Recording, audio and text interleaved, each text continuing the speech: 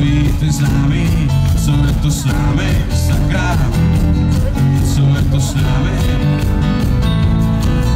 Ještě včera mluvili jsme narovnako, až na malý odchylky, teď připadám si jako žádný ze slov nemá význam, co se zdá mít, co je to s námi, sakra, co je to s námi.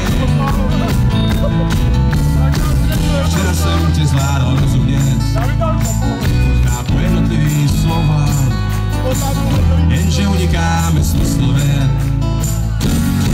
A tak to zkouším zasa znova, dívám se do slovníku a zkouším zahrát se, že včera byl jsem tvůj svět a teď už nejsem. Dívám se do slovníku a smutno je mi, že už si jen cizinka v mý zemi.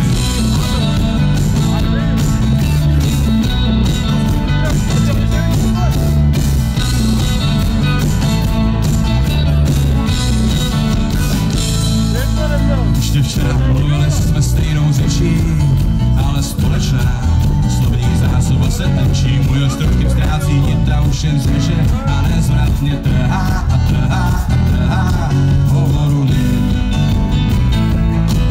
Ještě včera mluvila s mou řečí taky, však ono změní významy a zlodí stávají se mraky ze známý, jsou známý a hlavně pleteme si hlavně a to hlavně s hlavami. Včera říkala své podvoty, dnes si učíš abecedu a já čekám, co zase odfotíš. Mě buď a už mě nebuď, dívám se do slovníku a zkouším zahrát se, že včera byl jsem tvůj svět a teď už nejsem. Dívám se do slovníku a smutno je mi, že už si jen cizinka v mojí zemi.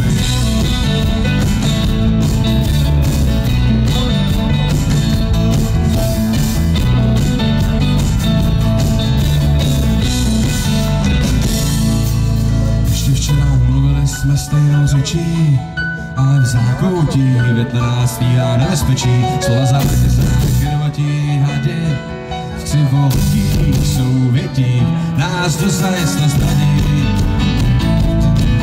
Ještě včera mluvili jsme stejnou řečí, a teď nejlíp rozumíme si, když mlčíš. A já už si dávno mezi zátkami neporadím.